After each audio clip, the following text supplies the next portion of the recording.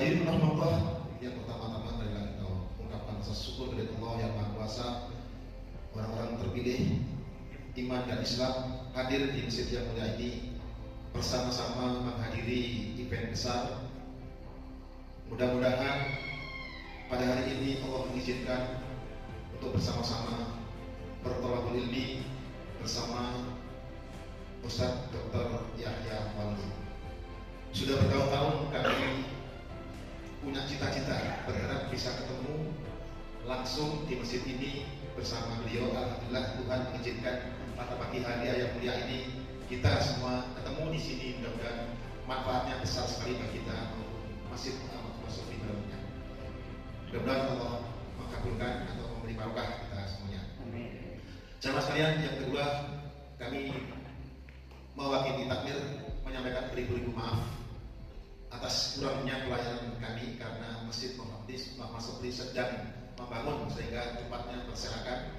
Mudah-mudahan ini tidak membawa sesuatu yang menyebabkan kepuasan kita dalam hal ini tidak mempersoalkan, tapi kami semua berharap mudah-mudahan pelaksanaan pembangunan perluasan Masjid Muhammad Sobri ini dengan mohon doa kepada jamaah sekalian semoga lancar hingga pada saatnya akan tercapai bangunan yang diinginkan, yang insya Allah nilainya kurang lebih 2M.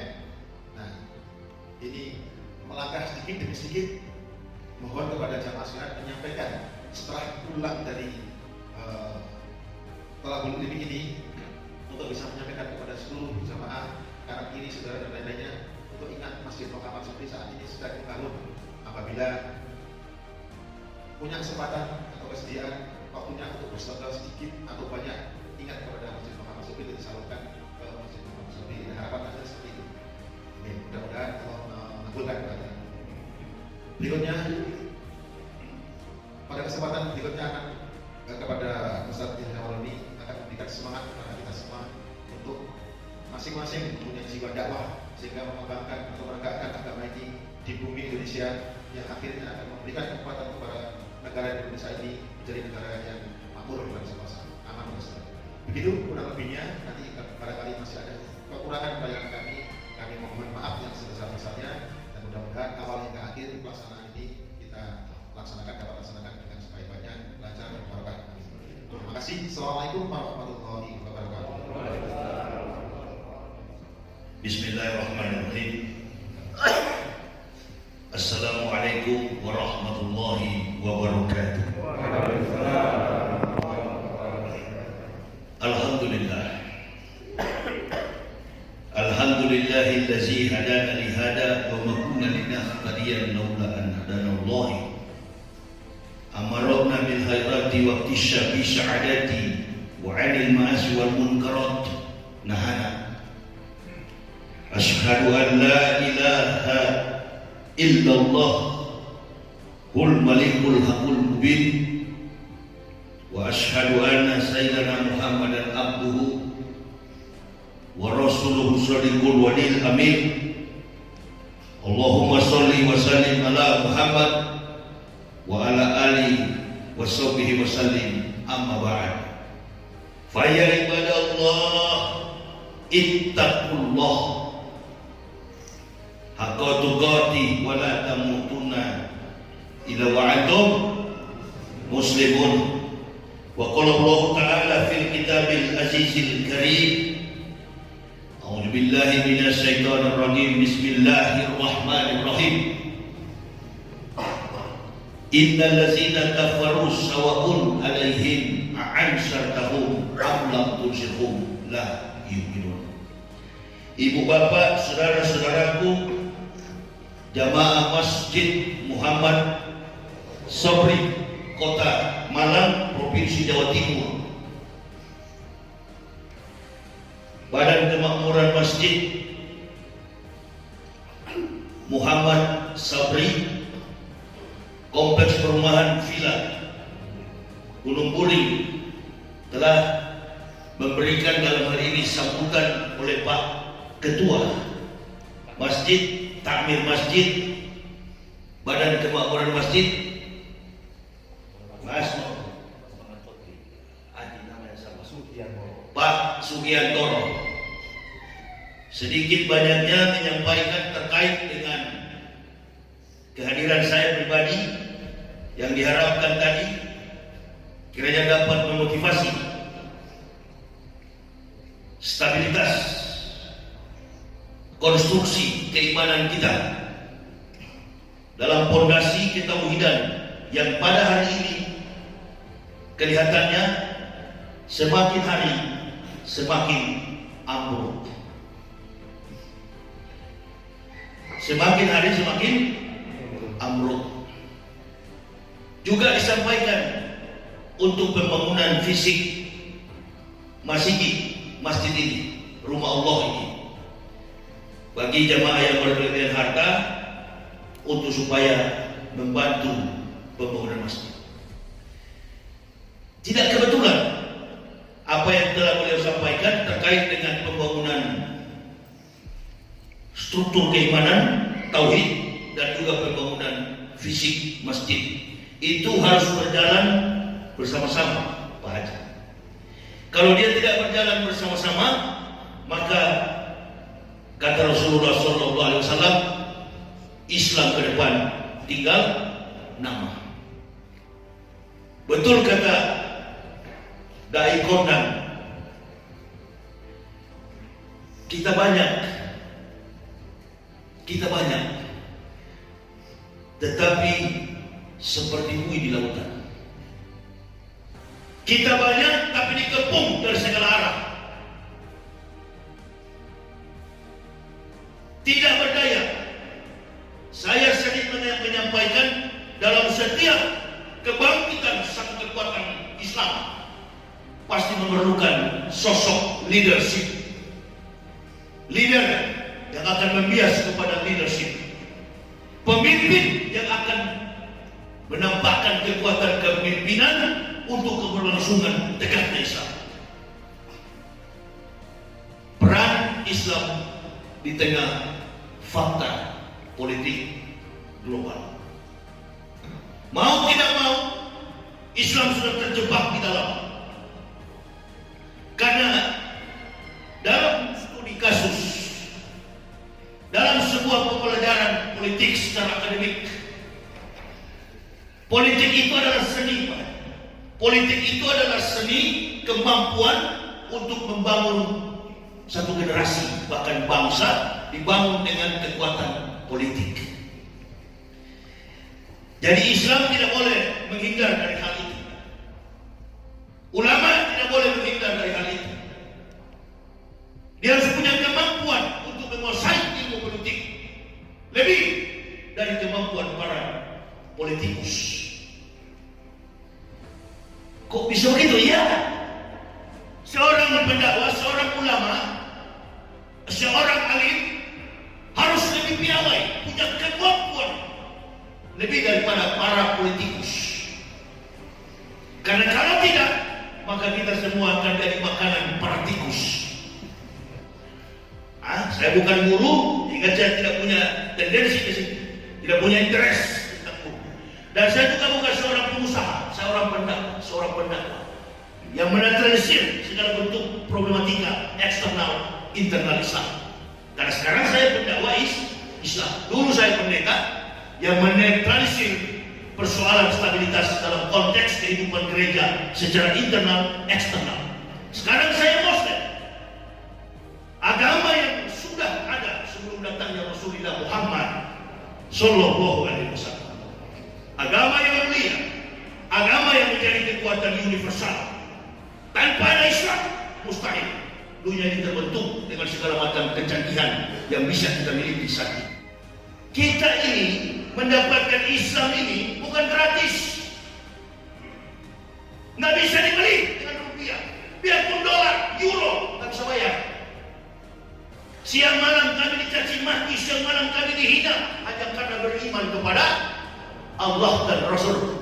Jadi antum jangan pandang hina itu, jangan rendahkan itu. Kalau antum hinakan itu sama dengan antum menghina Islam. Karena kami berkorban masuk Islam, merelakan segala-galanya, nyawa yang belum, demi cinta kepada Allah dan Rasul. Cari apa kita di dunia ini? Alhamdulillah saya sudah dan keluarga sudah Muslim. Ini dokumen saya. Ini Pak Haji. Ini saya mewisudahkan para pendeta. Bukan saya yang wisuda, saya yang mewisudahkan dokumen saya. Saya yang mempendetakan pendeta. Dalam bahasa Arabnya, mbahnya kafir. Gitu. Ada bukti, dokumennya lengkap.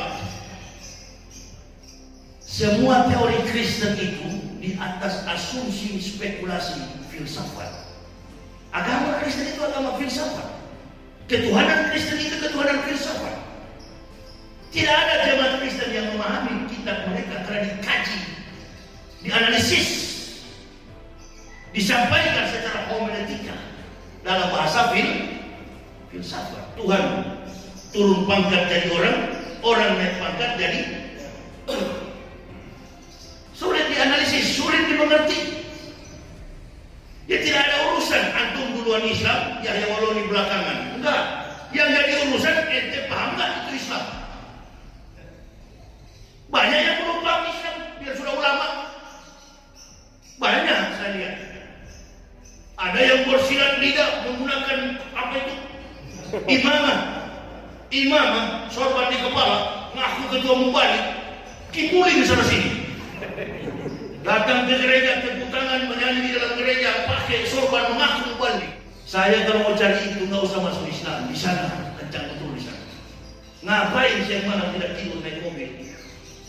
Di mana saya hidup dulu dalam kekafiran, saya punya segala macam. Saya tinggal. Jadi jamaah jangan pancing saya dengan hal itu. Saya nggak akan tertarik. Silakan berikan kepada yang belum kenyang. Saya sudah kenyang. Yang saya cari sekarang adalah ridho Allah. Yang saya cari sekarang bagaimana saya ditempatkan di tempat yang maha mulia.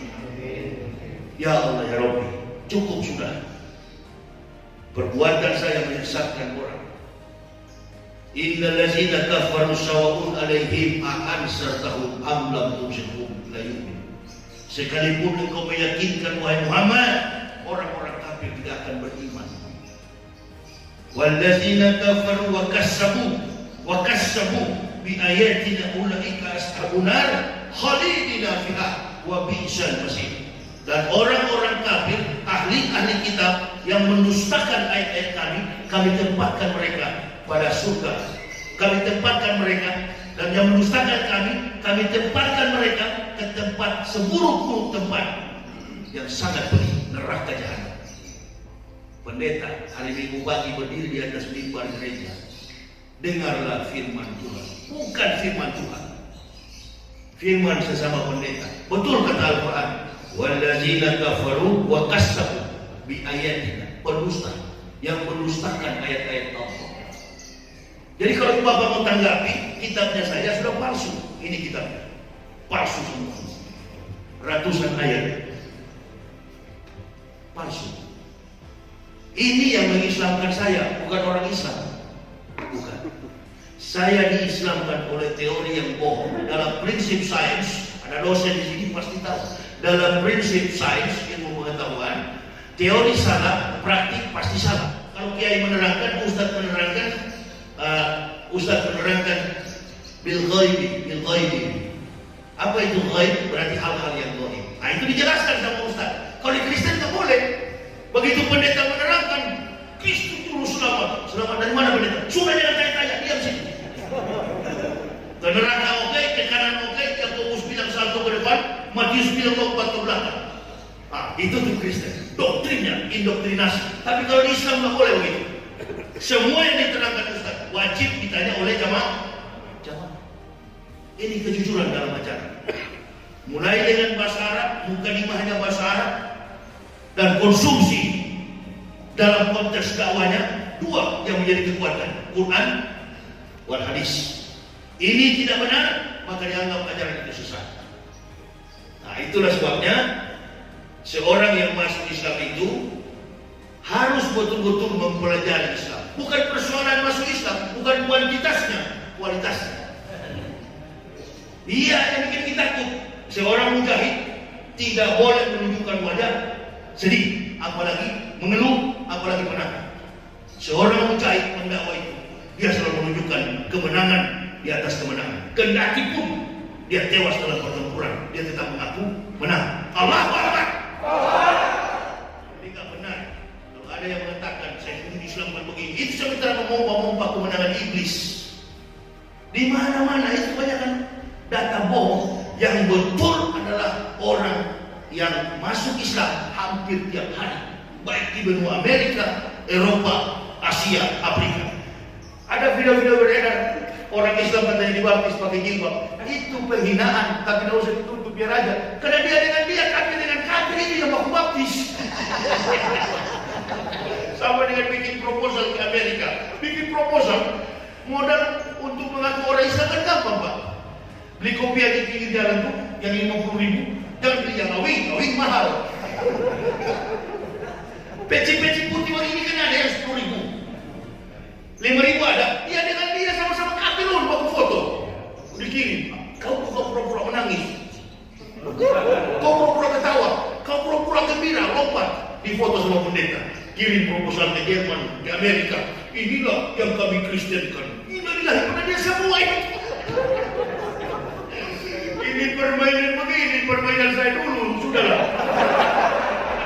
Permainan yang manis, tapi saya jadi nggak percaya saya. Umat Islam di Indonesia ini masih 90% lebih. Jadi saya kira peran politik kita adalah bagaimana sesama kita Muslim untuk saling menguatkan, mewaspadai, karena bahaya itu bukan cuma eksternal dari luar dari kafir. Bahaya dari kafir kecil sekali kemungkinan, kecil karena jumlahnya mereka sedikit. Mereka jadi kuat karena ada golongan munafik yang ada di dalam Islam. Dan orang-orang itu, orang munafik itu cuma beberapa orang. Mereka adalah pejabat, tidak ada jamaah. Mereka adalah pejabat.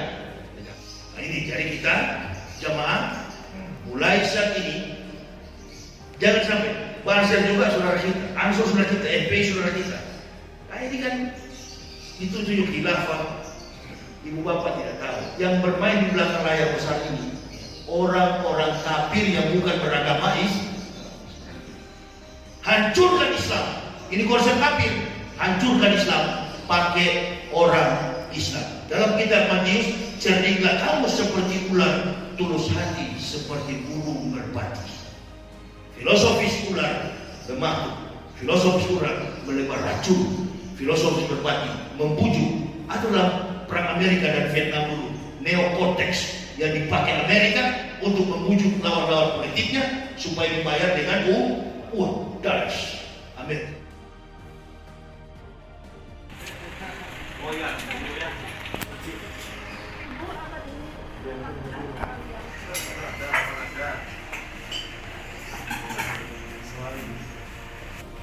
Sebelas Oktober masuk Islam. 14 tahun nanti 11 Oktober kan. Jadi saya waktu di rumah ini terkurung di corona, saya tulis buku ini.